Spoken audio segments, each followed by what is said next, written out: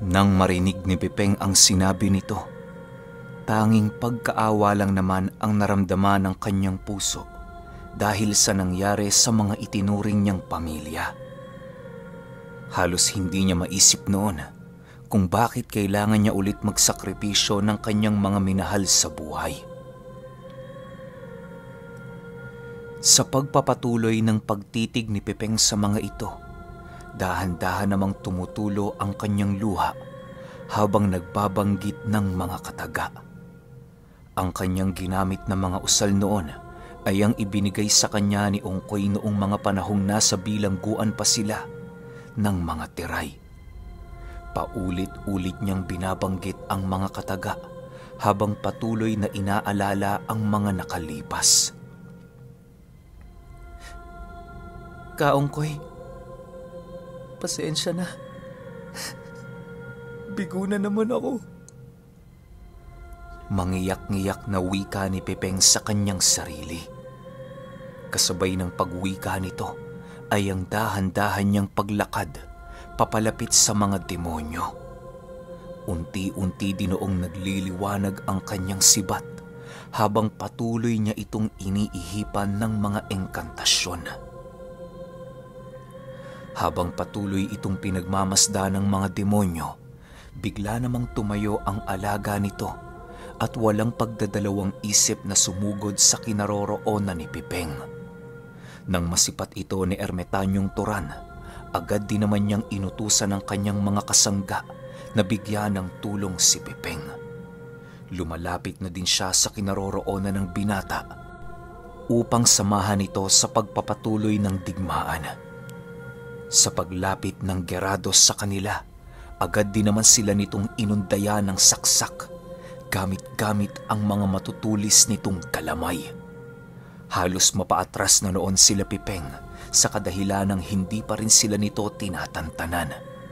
Dagdag alalahanin din noon para sa kanila ang pananatili nila Ongkoy at ni Tandang Romar sa tabi ng mga demonyo sa kadahilan ng maaari sila nitong patayin anumang oras na kanilang gustuhin. Ilang oras pa ang lumipas, laking gulat na lamang ni Pipeng nang marinig niyang magwika si Ongkoy ng, "Peng, huwag mo na kaming alalahanin. Patayin mo ang mga demonyong to!" Kasabay ng pagsigaw nito ay ang pagpumilit naman itong makawala sa salamangka ng demonyo upang kahit papaano'y makatulong sa kanyang kaibigan.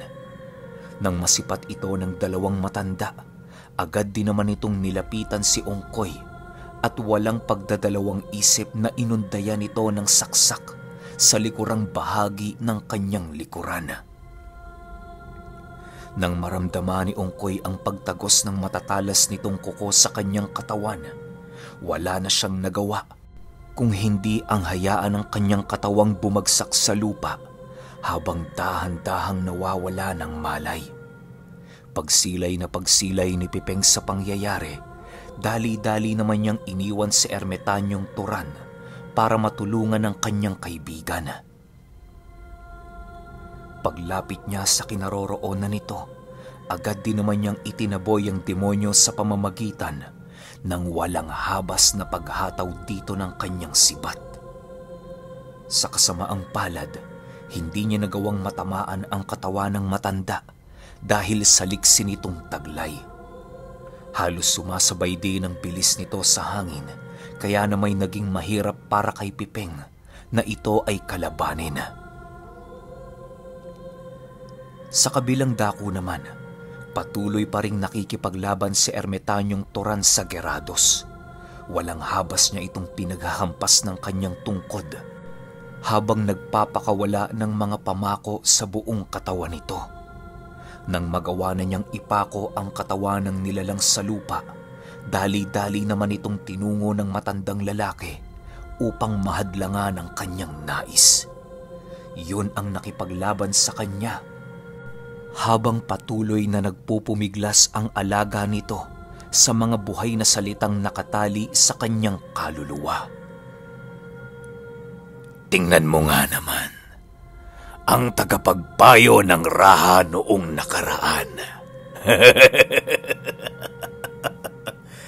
Tunay ngang totoo ka sa iyong naging pangako, Turan. Hayaan mo, ang kamatayan mo ngayon ang maghihiwalay sa inyo. Babasagin ko ang pangako mong itinaga sa bato. Ilang daan taon na ang nakakaraan. Wika ng matandang lalaki. Kasabay ng pagwika nito ay ang pagsunggab nito sa ermitanyo ng walang tigil.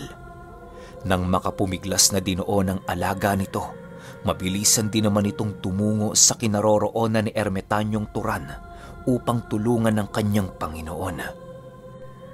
Dahil sa pagbigay ng proteksyon noon ng mga kasanggang engkanto ng ermitanyo, kaya na may hindi na isagawa ng dalawang demonyo ang kanilang binabalak.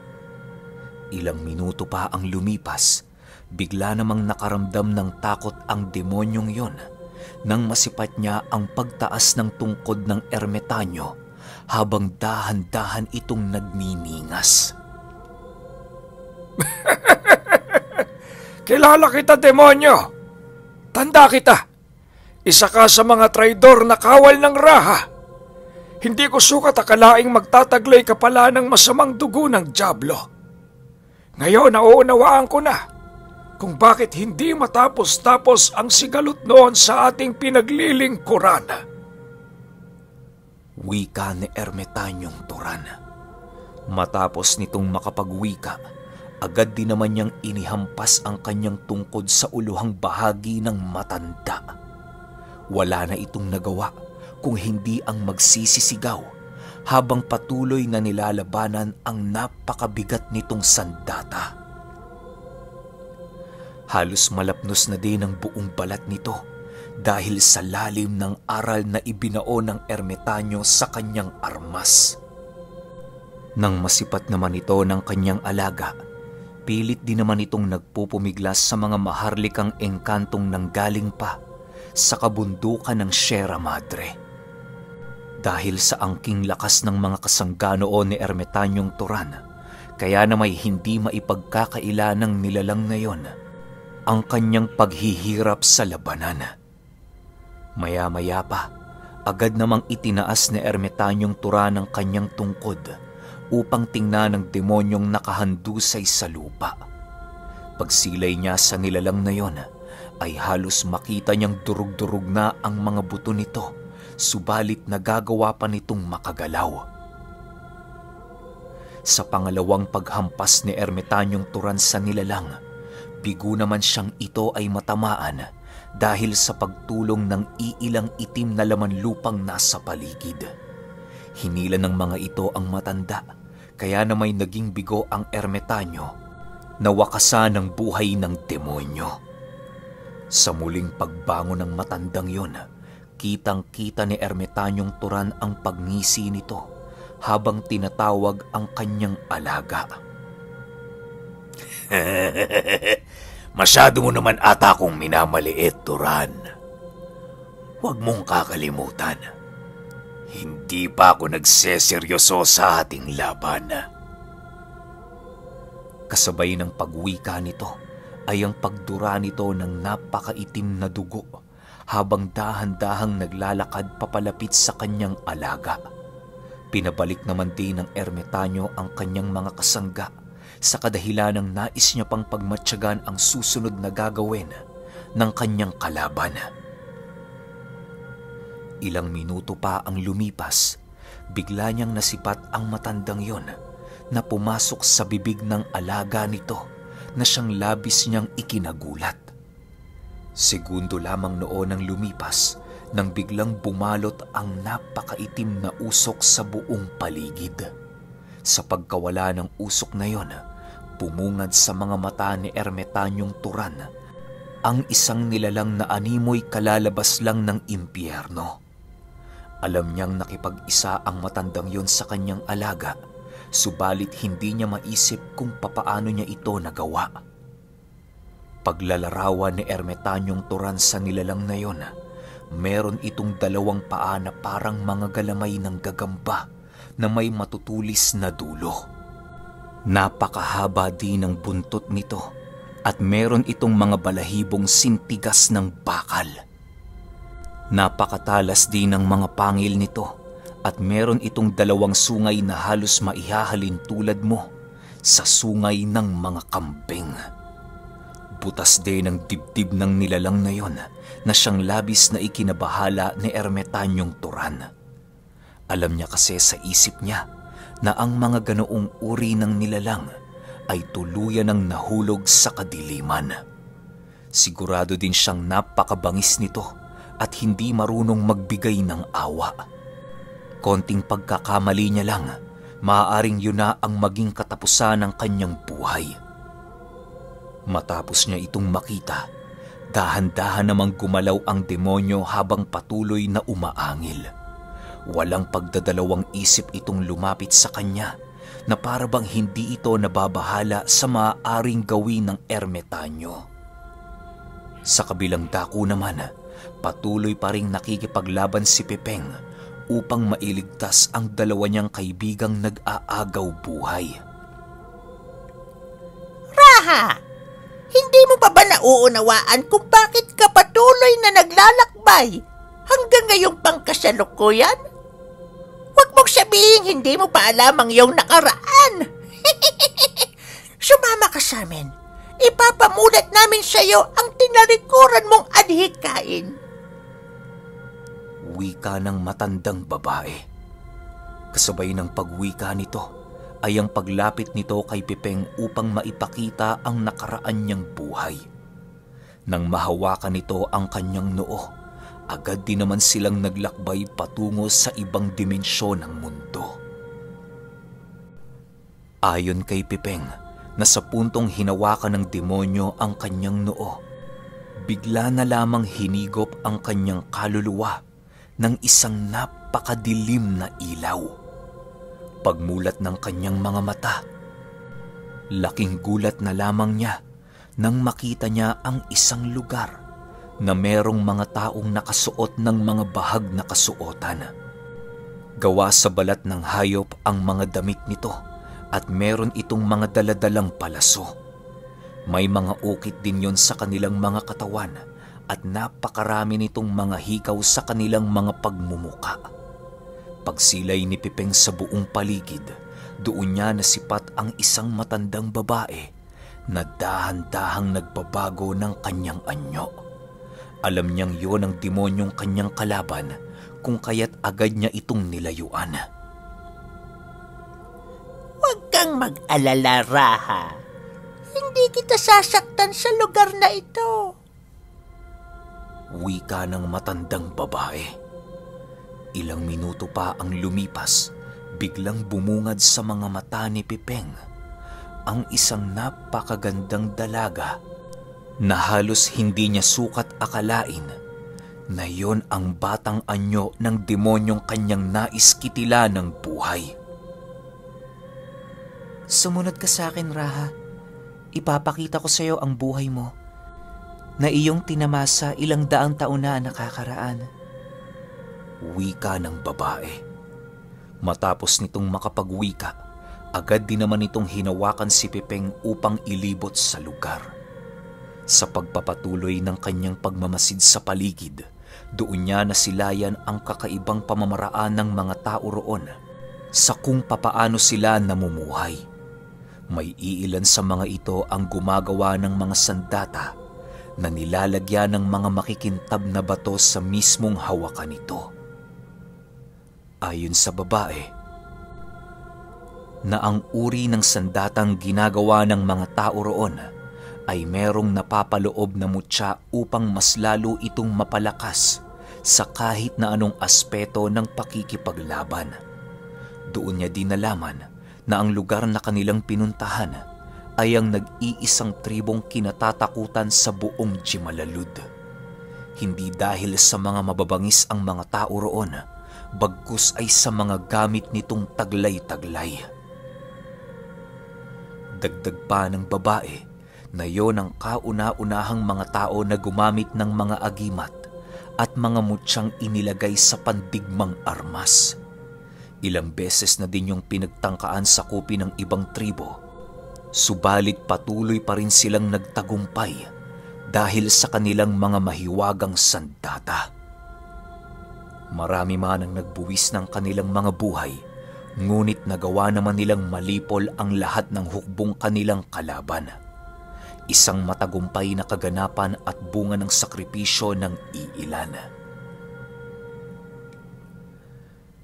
Sa pagpapatuloy ng kanilang pag-iikot sa buong paligid, doon din nakita ni Pipeng ang iilang ermitanyong naroon na nakikipag-usap sa mga hayop na gumagala sa kagubatan. Hindi ordinaryo ang mga hayop na yon, sa kadahilanang nanggaling pa ang mga ito sa mundo ng mga engkanto. Ang pinuno ng mga ermitanyong nariyan ay si Tandang Turan. Siya ang iyong punong tagapayo at ang nagpapatupad ng iyong mga batas na ginagawa. Wika ng babae habang tinuturo ang ermitanyong nag-uukit ng mga kataga sa isang tuyong dahon. May dala-dala din yung plauta kung kaya't kumbinsido si Pipeng na hindi nagsisinungaling ang demonyong kanyang kasama. Matapos niyang makita ang bagay na yon, napagpasyahan niyang magtanong sa babae. Teka lang, ano ba ang nais mong ipahiwatig sa akin sa pagpapasilay ng mga bagay na to? Wika ni Pipeng. Nais kong malaman mo ang rason ng aming pagiging mga dyablo. Dahil sa iyo, Raha, naging kasumpa-sumpa kami ng kalikasan. Itinaboy kami sa ating lugar noong mga panahong hindi ka na matagpuan. Sinumpa din kami ng aming pamilya na patuloy na maglilibot sa mundong ito para maibalik ka. Sa paglipas ng panahon, pinilit naming makaligtas sa kamatayan. Ilang beses namin itong tinakasan hanggang sa dumating ang puntong nasukol na kami ng aking asawa. Wala na kaming pagpipilian kung hindi ang maglingkod sa demonyo upang maipagpatuloy ang aming dakilang misyon. Subalit dahil sa napakabilis ng paglipas ng taon, naisip naming hindi ka karapat-dapat para ibalik sa tribo. Mas lalo pa kaming kinupkup ng kasamaan nang makita naming matagal nang patay ang aming mga mahal sa buhay. Wika ng babae. Dagdag pa nito na kaya lang naman nila binuo ang lahi ng mga tiray sa pagnanais na makagante sa muling pagbabalik ng rahang naglaho na lamang na parang bula. Hindi nila maatim ang bagay na yon, sa kadahilanan yon ang naging sanhi ng kanilang mga sumpang tangan-tangan. Kung sinunod mo lang sana ang iyong dakilang tungkulin, hindi kami mahuhulog sa mga kamay ng demonyo. Ikaw din ang may kasalanan ng lahat ng nangyayari sa buhay mo. Dagdag pa ng babae. Matapos nitong makapagsalita, doon naramdaman ni Pipeng ang kabutihang taglay ng demonyo. Para bang hindi na demonyo ang kanyang kausap, bagkus ay ang babaeng naghahanap lamang sa pinunong kanyang pinagsilbihan. Pasensya ka na, Ale. Wala akong alam sa mga sinasabi mo. Isa lang akong ordinaryong tao na pinagkalooban ng espiritong hinahanap mo. Wika ni Pipeng. Kasabay ng pagwika nito ay ang pagbalik naman ng kanilang mga wisyo sa kanilang orihinal na katawan. Dali-dali din namang lumayo noon si Pipeng sa matandang babae upang mapaghandaan ang mga susunod na pangyayari. Ilang minuto pa ang lumipas, muli na namang nasipat ni Pipeng ang pag-angil ng demonyong yon habang dahan-dahang lumalapit sa kanya. Sa pagkawala nito sa kanyang paningin, agad naman siya nitong sinunggaban sa likurang bahagi ng kanyang kinatatayuan. Pinagkakakagat siya nito sa kanyang leeg habang patuloy na inuundayan ng saksak sa ibabang bahagi ng kanyang tiyan. Dahil sa ginawa noon ng demonyo, wala nang nagawa si Pipeng kung hindi ang saksakin din yon ng kanyang sibat at ibalibag sa lupa. Sa paglayo ng demonyo sa kanyang kinaroroonan, agad din naman siyang nakaramdam ng labis na panghihina. Alam niyang malubha ang kanyang tama noon, kung kaya't pinili niya itong takpa ng kanyang damit upang matigil ang patuloy nitong pagdurugo. Habang nakaluhod sa lupa noon si Pipeng, patuloy naman siyang pinaiikutan ng demonyo na parabang naghihintay lamang ng perpektong pagkakataon. Pagkalingat niya sa kinaroroonan nito, agad naman siya nitong sinunggaba ng buong lakas. Halos magpagulong-gulong na sila noon sa lupa dahil sa lakas ng pagkakasunggab ng nilalang. Ang bathala namang patuloy na nakikipaglaban sa Gerados, bigla na lamang naglaho dahil sa pagkawala ng lakas ni Pipeng. Kahit anong gawin niya noon, bigo na siyang matawag ang kanyang gabay na maaaring magprotekta sa kanya. Kitang-kita na din noon ang paghihirap ni Ermitanyong Turan sa kadahilanang naabot na din ito ang sukdulan ng kanyang lakas at kakayahan. Habang patuloy siyang sinusunggaba ng demonyo, wala namang nagawa si Pipeng kung hindi ang isipin ng kanyang mga kaibigan. Paglingon niya sa kinaroroonan ni Ungkoy, nasipat niya itong nakatitig din sa kanya habang patuloy na lumuluha. Peng, kaya mo yan. Mabuhay ka para sa amin. Nanghihinang wika ni Ungkoy. Ilang minuto pa ang lumipas, bigla namang tumigil ang demonyong yon sa pagsugod kay Pipeng upang sipatin ang kanyang kalagayan. Sa wakas, makakabawi na rin kami sa iyo, Raha. Matagal na panahon na naming hinihintay ang pagkakataong ito. Mamatay ka at pagbayaran mo ang lahat ng iyong kasalanang kami ang nagdala. Wika ng demonyo. Kasabay ng pagwika nito ay ang paglapit naman ito sa kinatatayuan ni Tandang Romar upang maipakita kay Pipeng kung papaano niya papatayin ang walang kalaban-laban niyang kasama. Paglapit nito sa kinatatayuan ng matanda, agad naman niya itong sinaksak ng kanyang napakahabang kuko na halos tumagos sa lalamunan ni Tandang Romar. Wala na noong nagawa ang kaibigan ni Pipeng kung hindi ang dumilat habang patuloy na bumabagsak sa lupa. Pagbagsak ni Tandang Romar, tanging pagsigaw na lamang ang nagawa ni Pipeng sa walang buhay nitong katawan. Maging si Ungkoy noon ay hindi mapigilang umiyak dahil sa labis na pagkaawa sa matanda. Sa harap ng kanilang pagkatalo, wala nang naisip na paraan si Pipeng kung hindi ang maupo habang patuloy na nagmamakaawa sa kanyang gabay. Ilang minuto pa ang lumipas, bigla namang merong kakaibang nangyari sa buong paligid. Sa pagpapatuloy ng kanyang pagmamakaawa sa kanyang gabay, hindi niya napansin ang dahan-dahan nitong pagdinig sa kanyang mga panalangin. Maya-maya pa, laking gulat na lamang niya nang bigla siyang makaramdam na labis na paggaan ng kanyang buong katawan. Kahit napakarami na niya noong sugat, tila ba hindi niya gaanong maramdaman ang pagkirot ng mga ito. Nawala din ang labis niyang pagod at nakaya na niyang tumayo na para bang bumalik na ang buong lakas ng kanyang katawan. Kasabay ng pagtayo ni Pipeng sa kanyang kinaroroonan, ay ang mabilisan namang pagbalot ng baluti sa kanyang buong katawan. Nakipag-isa sa kanya noon ang kanyang gabay nang sa gayoy magawa nilang matalo ang mga demonyong kanilang kinakalaban.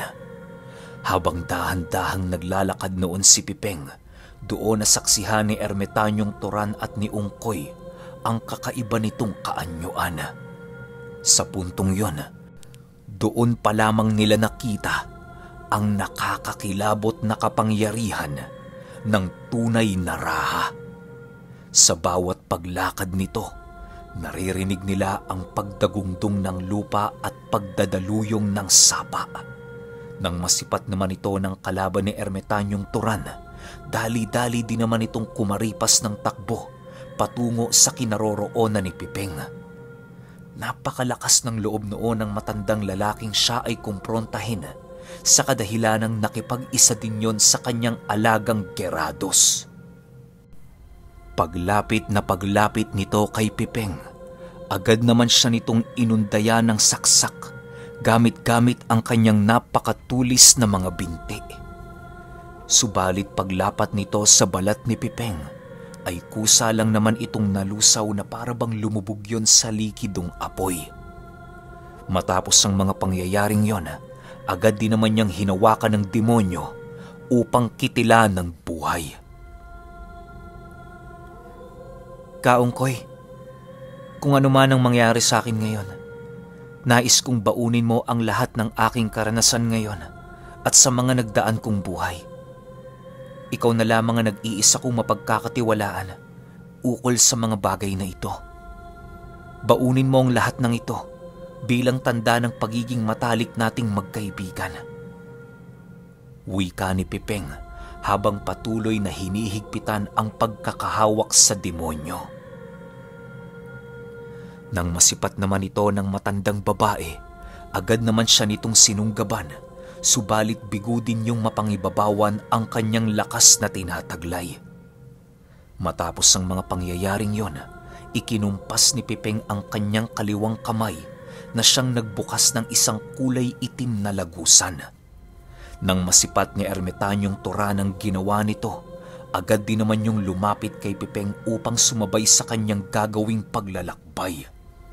Sa muling pagsugod sa kanya ng babaeng Diablo, mabilisan din naman niya itong hinawakan at itinapon niya sa ginawa niyang lagusan. Sumunod na dinoon si Pipeng, maging si Ermitanyong Turan. Sa pagkawala ng mga ito sa kanilang bakuran, tanging ang mutya ng itlog ng reyna ng mga langgam na lamang ang natira. Dali-dali yung kinuha ni Ungkoy upang itago. Ilang minuto pa ang lumipas, patuloy pa rin ang pagbugso ng napakalakas na ulan sa buong paligid. Eksakto naman noong may dumaan sa kanilang bahay na kanyang mga kababaryo, kung kaya't nakahingi siya ng tulong. Kinaumagahan, ipinaalam kay Ungkoy na patay na umano si Tandang Romar bago pa nila yon makuha sa kasagsagan ng bagyo. Naging palaisipan sa kanyang mga kababaryo ang mga nangyari sa matanda, gawa ng napakarami nitong galos at mga saksak sa buong katawan. Upang maitago ni Ungkoy ang totoong pangyayari, pinili na lamang niyang manahimik. Hindi naman siya pinagbintangan ng mga ito sa kadahilanang kilala nilang mabait na tao itong si Ungkoy. Sa paglipas pa ng ilang buwan, dahan-dahan ang bumabaluktot ang kanyang katawan dahil sa saksak na kanyang natamo noong minsan silang makipaglaban sa mga demonyo. Pinili niya ding maging albularyo noon para makapaglingkod sa mga taong nangangailangan ng kanyang tulong. Ayon kay Ungkoy, paminsan-minsan ay napapanaginipan niya si Pipeng na kinakausap siya sa isang napakalawak na hardin. May mga kataga din yung binabanggit sa kanya at mga payong nakakaresolba ng kanyang problema. Ayon kay Ungkoy, na marami sa kanyang ibinigay na payo si Pipeng, kahit ito'y nasa kabilang dimensyon na. Alam niya ding hindi na ito muling makakabalik sa mundo ng mga tao, sa kadahilanang nakaselyo na ang lahat ng lagusan na maaari niyang daanan. Sa paglipas pa ng taon, tuluyan na ngang naging baldado itong si Ungkoy. Patay man ang kanyang katawan, labis pa rin siyang nagpapasalamat dahil sa buhay na ibinigay sa kanya ng Panginoon. May nag-aalaga din sa kanya noon kahit papaano kung kaya't hindi naging mahirap para sa kanya ang makaraos sa bawat araw na dumaraan. Ayon kay Ungkoy, na kung titingnan mo ang iyong buhay sa malungkot na pananaw, hindi ka uusad at magiging masaya. Kahit anong sitwasyon ang iyong kinakaharap, piliin mong maging mahinahon upang makapag-isip ng tama. Huwag mo ding problemahin ang iyong mga problema kung alam mong meron itong solusyon. Kahit nga'y walang solusyon ayon sa kanya, hindi din dapat ito problemahin. Ayon pa sa nag-aalaga kay Kaungkoy, naging masaya umano ang lalaking yon kahit sa kahuli-hulihang araw ng kanyang buhay. Ni hindi ito sa kanila naging pabigat, gawa ng hindi ito nagrereklamo sa anumang bagay na kanilang binibigay. Namatay man yung mahirap, sigurado silang tinatamasa na ngayon ni Ungkoy ang buhay na walang hanggan. Magpahanggang sa ngayon, patuloy pa ring ipinapasa-pasa ang mutya ng itlog ng reyna ng langgam sa lahat ng kamag-anak ng taong nag-alaga sa kanya. Maigi nila itong iniingatan dahil alam nila na ang mutya na yon ay nanggaling pa sa taong sinilang na alamat.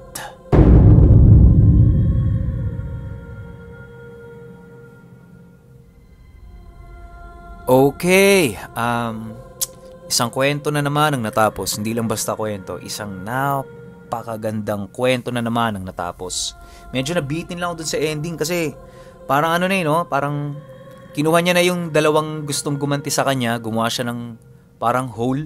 Nagpahigop silang apat dun kasi mantakin ninyo naman itong ermitanyong kasama niya. Sobrang tagal na rin palang nabubuhay. Siguro hinintay lang talaga siya nun 'di ba? Parang kumbaga sundo, yun na yung sundo niya si Pipeng. Kawawa naman si Pipeng, no? Di man lang tumanda, di nga ata nagkasyota eh.